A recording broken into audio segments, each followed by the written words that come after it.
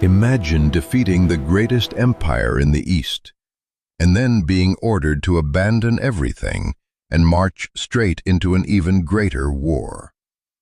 That is exactly what happened to one man in the year 634. Just weeks earlier, Khalid Ibn Al Walid had crushed Persian armies across Iraq. City after city had fallen. The Sassanian Empire, once the terror of the ancient world, was reeling from his blows. Then a letter arrived from Caliph Abu Bakr, may Allah be pleased with him. It did not say, "Keep conquering Persia."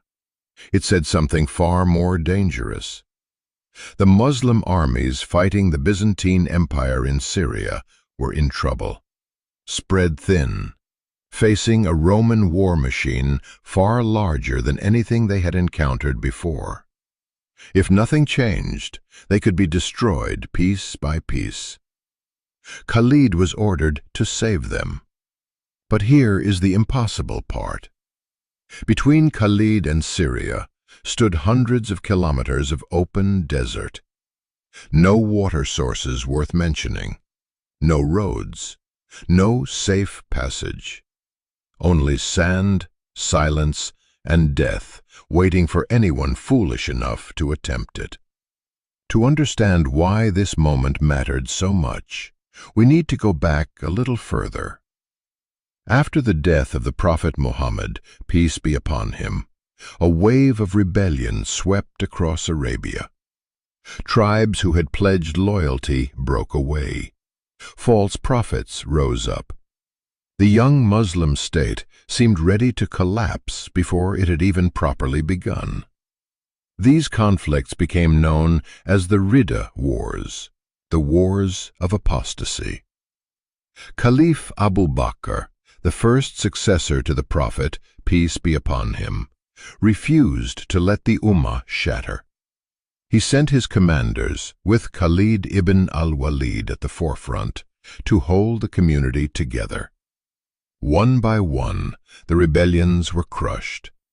Arabia was unified again, stronger and more disciplined than before.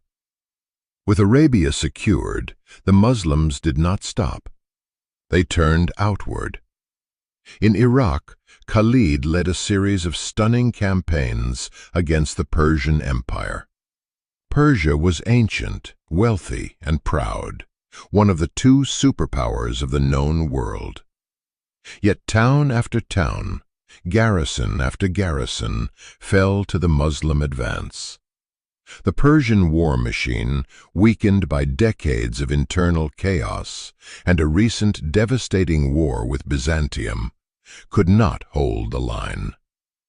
But while Khalid was winning in the east, a different and more urgent problem was unfolding in the west. In Syria, several small Muslim corps had been sent to challenge Byzantine rule. Each corps operated somewhat independently, spread across different regions. This made sense when the enemy was disorganized. It became a serious weakness the moment the enemy was not. Byzantine commanders, sensing an opportunity, began preparing something dangerous. A coordinated response designed to isolate and crush the Muslim forces, one corps at a time. Those scattered men will be finished in one blow. Abu Bakr faced an agonizing decision. He could leave his greatest general in Iraq, continuing an already successful Persian campaign. Or he could pull Khalid away from victory and send him racing to prevent a disaster in Syria. He chose Syria. It was a decision that placed everything on one man's shoulders, and on one march that almost nobody believed could be completed. Abu Bakr said that this letter is urgent. This is where the legend begins.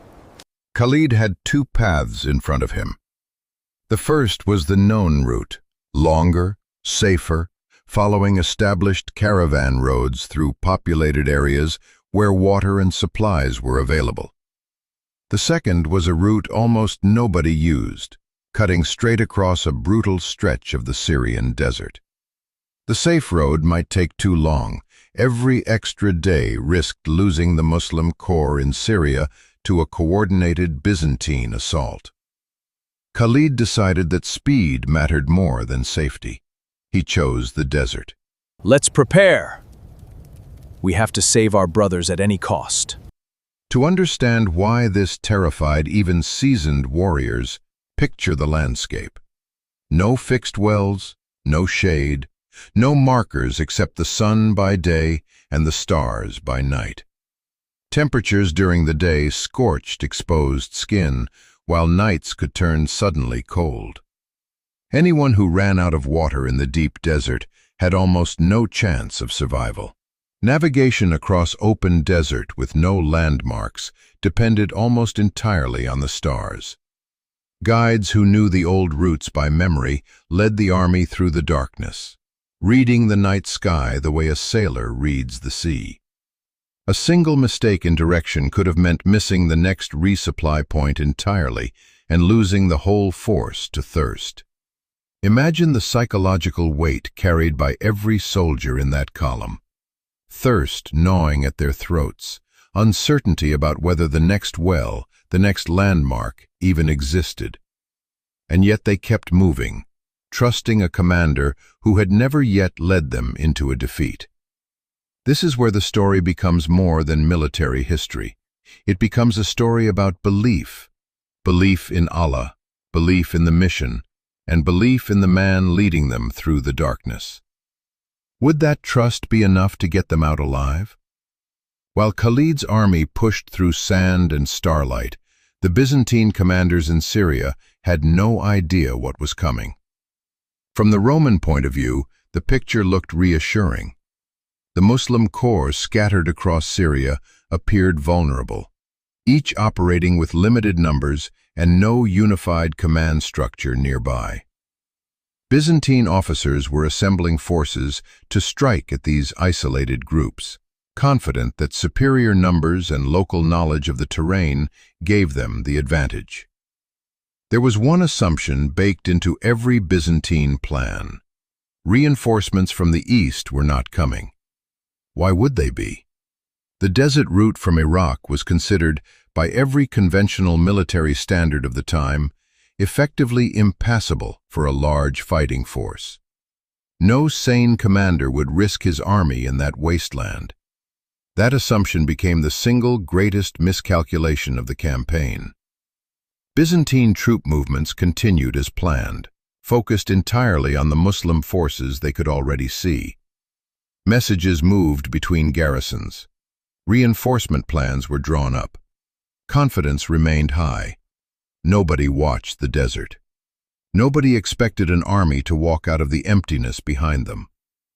When word eventually reached Byzantine commanders that Khalid was approaching from a direction they had considered impossible, the shock rippled through their entire strategic picture. The legendary Khalid is here! Reinforcement arrived! Plans built on the assumption of Muslim weakness in Syria suddenly had to be rebuilt from scratch.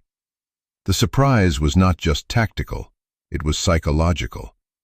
An enemy that could cross the uncrossable desert was an enemy that could no longer be predicted using ordinary military logic. And that fear would follow the Byzantines into the battle that was now becoming unavoidable. Khalid's arrival in Syria changed everything almost overnight. The scattered Muslim corps, previously vulnerable and disconnected, suddenly had a unifying force among them. Operational coordination improved. Khalid brought with him not just soldiers, but a reputation. The reputation of a commander who had never lost a battle. For the Byzantines, this arrival forced a complete reassessment. Delaying tactics became necessary. Byzantine forces attempted to slow the Muslim advance toward key strategic objectives, engaging Muslim units at more than one location as the campaign unfolded. One of these confrontations took place at a plain known as Marj al-Safar, along with a related engagement nearby at Marj Rahit. These clashes were part of a broader Byzantine strategy of delay, buy time, wear down the advancing Muslim forces, and prevent them from reaching key Syrian cities before reinforcements could be organized. Historical sources do not always agree on precise troop numbers for these engagements, but Muslim forces were nearing the 10,000 warrior, when their enemy had at least 20,000 well-trained warrior. The terrain itself mattered. Open plains suited cavalry maneuver, a domain in which Khalid had few equals. Whoever could control the tempo of the fight, forcing the enemy to react rather than dictate terms, held a significant advantage before a single blow was struck. Both sides understood what was at stake. For the Byzantines, a decisive victory here could still salvage their position in Syria. For the Muslims, breaking through at Marj al-Safar meant clearing the path toward the region's great cities, including Damascus itself. Neither army could afford to lose. As the two forces faced each other on the plain, the tension must have been unbearable. Byzantine and allied troops arranged themselves to hold their position, likely relying on the assumption that the Muslim forces, exhausted from a legendary desert crossing, would be worn down and easier to break. They underestimated what discipline and morale, combined with Khalid's tactical instincts, could achieve even after such an ordeal. Khalid's forces moved with the mobility that had defined his earlier campaigns. Cavalry maneuvers were used not just for the initial charge, but to threaten flanks, create confusion, and force the enemy to commit reserves earlier than planned. Well-supported historical accounts describe fierce, close engagement rather than a quick or bloodless affair. This was a hard-fought contest, not a formality. One of the most striking details preserved in traditional Muslim accounts from this stage of the Syrian campaign involves Hakim bint al-Harith. She fought back fiercely with whatever weapon she had at hand and struck down several enemy soldiers in the chaos of battle. As the battle progressed, Byzantine command decisions began to falter. Delaying actions across this stage of the campaign drained Byzantine strength and cohesion before the larger confrontation at Marj al-Safar. Each delay bought the Byzantines time, but at a mounting cost, weakening the very forces meant to slow Khalid down. The turning point came when Muslim cavalry pressure began to fracture the Byzantine formation. Once a battle line breaks in open terrain, retreat can quickly become rout. Byzantine and allied forces were unable to hold their position, and the engagement ended in a clear Muslim victory. The road to Damascus now lay open. Morale cannot be separated from belief. Soldiers who had survived a march many believed impossible arrived with a powerful sense that they were part of something larger than themselves, a mission bound up with courage, sacrifice, and trust in Allah. The Byzantines built their entire regional strategy on the assumption that reinforcements from Iraq were not coming. When that assumption collapsed, so did their plan. And finally, effective use of cavalry allowed Khalid to convert tactical opportunities into decisive results rather than prolonged, grinding standoffs. Put together, these factors explain something remarkable: how a force that had just completed one of history's most punishing marches could still defeat armies that, on paper, held every advantage of preparation and position. The victory at Marj al-Safar was not the end of the story. It was the beginning of something much larger. With this Byzantine delaying force broken, the road toward Damascus and the wider Syrian campaign opened up. Muslim corps that had been vulnerable and isolated now moved forward with unified purpose and growing momentum. For the Byzantines, the defeat forced yet another strategic reassessment. Emperor Heraclius, watching events unfold from a position further north, had to begin planning a much larger response, understanding that scattered, localized resistance was no longer enough to stop the Muslim advance. For the Muslims, morale surged. Word of the desert crossing and the subsequent victory spread, reinforcing belief among the ranks that they were engaged in something guided by more than ordinary military fortune. And perhaps most significantly, these events set the stage for what was still to come. Byzantine forces would soon gather in far greater numbers, determined to end the Muslim advance in one decisive confrontation.